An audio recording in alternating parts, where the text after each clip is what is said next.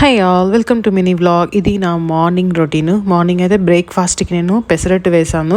మామూలుగా నేను ఎప్పుడు పెసరట్టు చేసినా కూడా దాంట్లోకి టొమాటో కారం చేస్తూ ఉంటాను.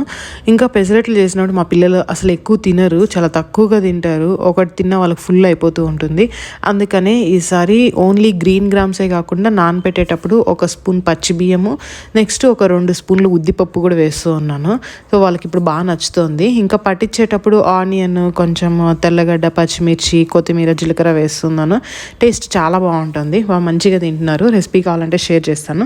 లంచ్కి అయితే కొంచెం ఐటమ్స్ ఎక్కువే ఉన్నాయి. చామగడ్డల కూర, నెక్స్ట్ సొరకాయ ఫ్రై, మునగాకు పొడి, కొన్ని మురుకులు అనమాట ఆంటీ చేసి ఇచ్చారు. ఇవన్నీ పెట్టుకొని తింటున్నాను. సొరకాయ ఫ్రై అయితే ఈరోజు టేస్ట్ బాగాలేదు. కాయే కొంచెం చేదుగా ఉన్నింది.